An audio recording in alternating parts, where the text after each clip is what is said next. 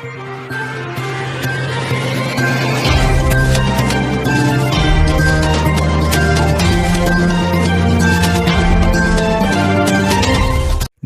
दोस्तों, स्वागत है आपका हमारे चैनल बिहारी नॉनस्टॉप न्यूज में। तो चलिए बिहार की 10 प्रमुख बड़ी खबरों को जानते हैं। तो खबरों की ओर आगे बढ़ने से पहले अगर आप चैनल में नए हैं तो चैनल को सब्सक्राइब करना ना भूलें, और अगर आपके जिले में कोई भी समस्या है तो नीचे कमेंट बॉक्स में हमें जरूर बताएं।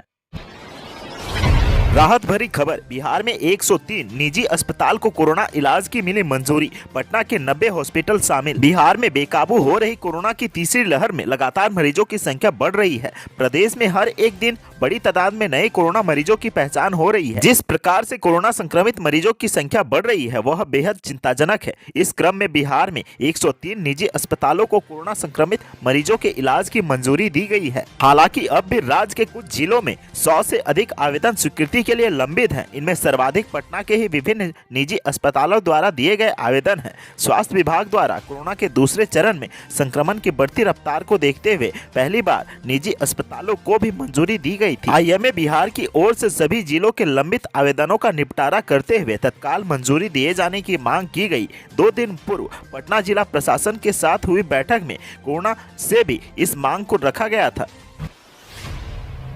शिक्षा मंत्री ने कहा, कोरोना की स्थिति अनियंत्रित न हुई तो तय समय पर होगी शिक्षक बहाली के लिए काउंसलिंग। शिक्षा मंत्री विजय कुमार चौधरी ने शिक्षक नियोजन की प्रक्रिया के बारे में जानकारी दी। शिक्षा मंत्री ने कहा है कि कोरोना की स्थिति अनियंत्रित और विस्फोटिक नहीं हुई तो शिक्षक अभ्यर्थियों की भी निर्धारित समय से ही काउंसलिंग कराकर नियुक्ति पत्र दे दिया जाएगा। प्रारंभिक शिक्षक बहाली के लिए तीसरे फेज की काउंसलिंग की तिथि कुछ कारणों से बढ़ाई गई थी और अब 17 से 28 जनवरी तक होनी है। जिला शिक्षा पदाधिकारियों के साथ समीक्षा कर काउंसलिंग निर्धारित समय से कराने के लिए निर्देश दिए जा चुके हैं। शुक्रवार को सभी डीएम को भी इस संबंध में निर्देश जारी किया जाएगा। शिक्षा मंत्री ने कहा कि अभी जो स्थिति है इसमें परीक्षा निर्धारित तिथि से ली जा सकती है।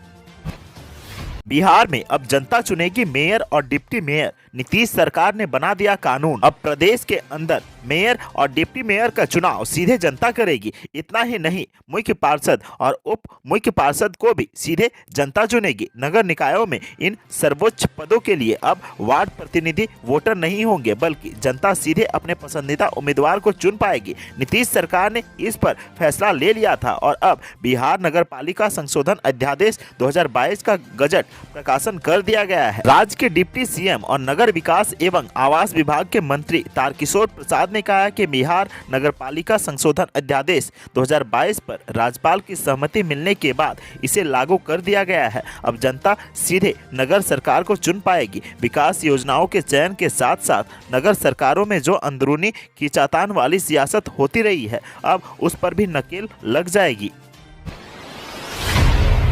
पटना में कोविड प्रोटोकॉल का पालन नहीं करने पर 10 दुकानें हुई सील। जी हां, राजधानी पटना में संक्रमण के बढ़ते हुए मामलों को देखते हुए प्रतिबंधों को सख्ती से लागू कराया जा रहा है। इसके लिए जिला प्रशासन की तरफ से गुरुवार को विशेष अभियान की शुरुआत की गई और पटना के मौर्य लोक कॉम्प्लेक्स समेत अन्य जगहों पर कुल 10 दुकानों को सील किया गया। इन दुकानों में कोविड-19 प्रोटोकॉल का पालन नहीं किया जा रहा था। ग्राहक और दुकानदार दोनों के मास्क नहीं पहनने के कारण मौर्य लोक कॉम्प्लेक्स की 2 कपड़ा दुकानों को 5 दिनों के लिए सील कर दिया गया है। इनमें खादी मंदिर स्टोर और वधु कलेक्शन सेंटर शामिल है। साथ ही पटना जंक्शन रोड स्थित 3 और पुनाचक स्थित 3 समेत शहर की 10 दुकान को 5 दिनों के लिए सील कर दिया गया है। सदर एसडीओ नवीन कुमार ने कहा कि कोविड प्रोटोकॉल का पालन नहीं करने वालों के खिलाफ एक्शन लिया जाएगा। इतना ही नहीं, सील की गई सभी दुकानों के मालिक को नोटिस भी दिया गया है। नोटिस का जवाब मिलने पर आगे की कार्रवाई की जाएगी। उधर मसौड़ी में भी 5 दुकानों को सील किया गया है। पटना जिले में कोविड प्रोटोकॉल के उल्लंघन में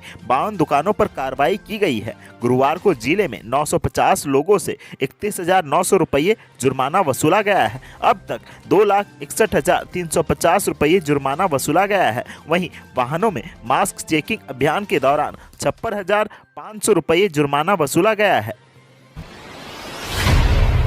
मृतक के परिवार के साथ बिहार सरकार के मंत्री ने की धोखाधड़ी, 4 लाख का दिया चेक हो गया बाउंस। बिहार के सीतामढ़ी में मृतक के परिवार के साथ मंत्री द्वारा चेक थमाकर ठगी का मामला सामने आया है। छठ पूजा के टाइम घाट सफाई के दौरान एक किशोर की मौत हो गई थी। उसके बाद बिहार सरकार के अल्पसंख्यक कल्याण सह जिला प्रभारी मंत्री जमा खान सीतामढ़ी पहुंचे थे उनके हाथों से दलित महिला पिंकी को 4 लाख का चेक सुपुर्द करवाया गया था और इस दौरान फोटो खिंचवाने का भी कार्यक्रम हुआ था, लेकिन यह चेक बैंक में जाने के बाद पर्याप्त राशि न होने की वजह से बाउंस कर गया। मृतक परिवार के साथ बिहार सरकार के मंत्री ने बड़ा मजाक किया। बता दें कि पिछले साल नवंबर महीने के 25 तारीख को अल्पसंख्यक कल्याण मंत्री सह सीतामढ़ी प्रभारी मंत्री जमा खान के साथ ही दर्जनों एनडीए गठबंधन के नेताओं ने 4 लाख रुपए की भारी भरकम बोझ वाली चेक को उठाकर पिंकी कुमारी पति संतोष चौधरी को दिया था, लेकिन आज तक उस चेक की राशि पिंकी कुमारी के खाता में ट्रांसफर नहीं हुआ है, क्योंकि जो चेक दिया गया था उसमें आज तक पैसा ही पर्याप्त नहीं है। सवाल पूछने पर डुमरा अंचल अधिकारी दलित महिला पिंकी कुमारी को बुरा भला कहते हैं। आपको बता दें कि पिंकी कुमारी वही महिला है जिसका पुत्र छठ पूजा के घाट सफाई करने के समय तलकापुर परौरी पुल के नजदीक लखनदेई नदी में डूब गया था और उनकी मृत्यु हो गई थी। इस मामले पर युवा जिलाध्यक्ष मोहम्मद हामिद रजा खान, युवा जिलाध्यक्ष AIMMI सीतामढ़ी ने कहा कि जिला प्रशासन बिना देरी किए हुए पिंकी कुमारी को राशि नहीं उपलब्ध कराती है और लिखित में अंचल अधिकारी माफी नहीं मांगते हैं तो AIMMI आंदोलन करने पर मजबूर रहेगी। इसका सारा जवाबदेही जिला प्रशासन की होगी। बिहार पुलिस की इस भर्ती के लिए जल्द करे अप्लाई, विभाग ने नोटिफिकेशन में किया बदलाव। अगर आप बिहार पुलिस में नौकरी की तलाश कर रहे हैं तो आपके लिए बड़ी खबर है। बिहार के केंद्रीय चयन पार्षद CSPC के मद्य निषेध उत्पाद और निबंधन विभाग के अधीन मद्य निषेध सिपाही के 365 पदों पर भर्ती के लिए आवेदन निकली है, जिसकी आखिरी तारीख नजदीक है। तो जिन कैंडिडेट ने आवेदन अभी तक नहीं किया है वे जल्द से जल्द आवेदन कर दें। वहीं विभाग ने भर्ती के नोटिफिकेशन में भी बदलाव कर दिया है। विभाग के इस फैसले से लाखों की संख्या में अभ्यर्थी आवेदन नहीं कर सकेंगे। दरअसल विभाग की तरफ से 365 पदों पर होने वाली मद्य निषेध सिपाही भर्ती के लिए दिव्यांगजनों की क्षैतिज आरक्षण की अनुमान्यता समाप्त कर दी गई है। अब दिव्यांग अभ्यर्थी इस भर्ती के लिए आवेदन नहीं कर पाएंगे। वहीं विभाग की तरफ से कहा गया है कि जिन दिव्यांग अभ्यर्थियों ने आवेदन कर दिया है उन्हें 15 कार्य दिवस के अंदर पैसा उन्हीं के खाते में लौटा दिया जाएगा। इस भर्ती के लिए अभ्यर्थियों का लिखित परीक्षा 27 फरवरी 2022 को आयोजित की जाएगी। बिहार के 22 कॉलेजों को विश्वविद्यालय की अंगीभूत इकाई के रूप में मिली स्वीकृति। आगे जाने पूरी खबर। बिहार में शिक्षा को लेकर बड़ी पहल की गई है, जहां शिक्षा विभाग ने अनुमंडल मुख्यालयों में स्थापित 22 राजकीय महाविद्यालयों को संबंधित विश्वविद्यालयों की अंगीभूत इकाई के रूप में मान्यता दी है। सारे वो अनुमंडल हैं जहां पहले से डिग्री कॉलेज नहीं थे। इस संबंध में शिक्षा विभाग के उप सचिव अरशद फिरोज ने संबंध में आदेश जारी किया है। इस आदेश में पूरे 22 कॉलेजों को स्वीकृति मिली है। आदेश के अनुसार दरभंगा के बेनीपुर अनुमंडल के राजकीय डिग्री कॉलेज, बेगूसराय के तेगड़ा स्थित डिग्री कॉलेज, बलिया के डिग्री कॉलेज, बखरी के डिग्री कॉलेज को ललित नारायण मिथिला विश्वविद्यालय से अंगीभूत इकाई के रूप में स्वीकृति दी है। वहीं पूर्वी चंपारण के मधुबन स्थित डिग्री कॉलेज, बगहा के डिग्री कॉलेज, सीतामढ़ी के पुपरी स्थित डिग्री कॉलेज, शिवहर के डिग्री कॉलेज और वैशाली जिले के महुआ स्थित डिग्री कॉलेज को बिहार विश्वविद्यालय से अंगीभूत इकाई के रूप में मंजूरी दी गई है। शिक्षक बहाली के लिए सख्त गाइडलाइन, काउंसलिंग में गड़बड़ी हुई तो 24 घंटे में होगा एक्शन। बिहार में शिक्षक बहाली की प्रक्रिया एक बार फिर से शुरू होने वाली है। कोरोना संक्रमण के बावजूद राज्य सरकार ने 17 से 28 जनवरी के बीच नियोजन इकाइयों के जरिए काउंसलिंग की प्रक्रिया शुरू करने का निर्देश दिया है, लेकिन इस बार शिक्षक बहाली के दौरान गड़बड़ी की शिकायतों पर ज्यादा सख्ती देखने को मिलेगी। काउंसलिंग के दौरान अगर नियोजन इकाई में किसी तरह की गड़बड़ी होती है तो संबंधित जिलों के DEO 24 घंटे के अंदर इसकी सूचना DM को देकर वहां की नियोजन प्रक्रिया को न केवल रद्द करेंगे बल्कि दोषियों पर कार्रवाई के लिए अनुशंसा भी करेंगे। अभ्यर्थियों के चयन में आरक्षण रोस्टर का पालन हर हाल में करना होगा। चयनित अभ्यर्थियों के प्रमाण पत्र काउंसलिंग के अगले दिन ही NIC वेब पोर्टल पर अपलोड करना है। कोरोना गाइडलाइन का पालन कराने के लिए काउंसलिंग के लिए केंद्र बड़ी परिसर वाले जगहों पर करना है। शुक्रवार को शिक्षा विभाग के अपर मुख्य सचिव संजय कुमार ने नियोजन से जुड़ी गाइडलाइन जारी कर दी है। आगामी 17 से 28 जनवरी तक लगभग 1368 नियोजन इकाइयों में 12,495 पदों के लिए होने वाली काउंसलिंग के लिए गाइडलाइन जारी करते हुए सभी DM को पत्र भेजा है।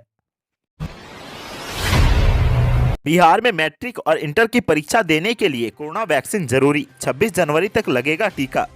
बिहार बोर्ड के मैट्रिक और इंटर की परीक्षा में शामिल होने वाले छात्र छात्राओं के लिए कोरोना वैक्सीन लेना अनिवार्य कर दिया गया है। अगले महीने शुरू होने वाले मैट्रिक और इंटर की परीक्षाओं में शामिल होने वाले किशोरों को 26 जनवरी से कोरोना का टीका दिया जाएगा। संक्रमण की तीसरी लहर को देखते हुए राज्य सरकार ने यह फैसला किया है, जिसके बाद स्वास्थ्य विभाग के अपर मुख्य सचिव प्रत्यय अमृत ने सभी जिलों के डीएम और सिविल सर्जन को पत्र लिखते हुए कहा है कि हर हाल में राज्य के 15 से 18 साल के किशोर और किशोरियों को टीका लगाया जाए। अगले महीने होने वाली मैट्रिक और इंटर की परीक्षाओं के साथ साथ सीबीएसई और आईसीएसई बोर्ड की परीक्षा में शामिल होने वाले छात्रों को भी टीका लग जाए, यह सुनिश्चित किया जाए। किशोरों में टीकाकरण को लेकर जो जानकारी सामने आ रही है उसके मुताबिक कोरोना टीका लगवाने में सरकारी स्कूल के छात्र रुचि नहीं ले रहे हैं। ज्यादातर निजी स्कूलों में 80% से अधिक छात्रों को टीका लगाया जा चुका है। वहीं सरकारी स्कूल के 25% बच्चों को टीका दिया गया है। अब पटना डीईओ ने सभी स्कूलों से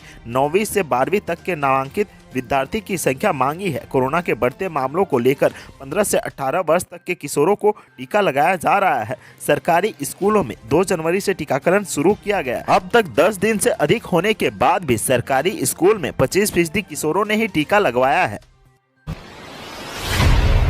फर्जी प्रमाण पत्र के द्वारा प्रमोशन पाने वाले कई शिक्षकों पर गिरी गाज, किया गया शोकोज। बिहार में फर्जी प्रमाण पत्र से प्रमोशन पाने का मामला सामने आया है। गलत सर्टिफिकेट पर हेडमास्टर के पद पर प्रमोशन पाने वाले शिक्षकों और हेडमास्टरों से अलग अलग शोकोज किया गया है। बता दें कि पूरे 33 शिक्षकों पर गाज गिरी है। दरअसल यह मामला आरा जिले का है, जहां जिला शिक्षा पदाधिकारी प्रेमचंद ने 33 शिक्षकों और हेडमास्टरों से शोकॉज किया है। अगर शोकॉज का जवाब सकारात्मक नहीं पाया गया तो उन पर कार्रवाई की जाएगी। बता दें कि इससे पहले 21 हेडमास्टरों का प्रमोशन रद्द किया जा चुका है। वहीं इस शोकॉज को लेकर शिक्षा विभाग के गलियारे में तरह तरह की चर्चाएं चल रही है, जहां कुछ शिक्षकों का कहना है कि जब 21 शिक्षकों का प्रमोशन रद्द किया गया तो 44 की सूची में 23 अन्य से शोकॉज का क्या मतलब है, जबकि 2 बार पूर्व भी शोकॉज किया जा चुका है। आज के सुर्खियों में बस इतना ही। बिहार से जुड़ी खबरों के लिए सब्सक्राइब करें हमारे चैनल को और साथ ही साथ अपने दोस्तों और रिश्तेदारों में शेयर करना ना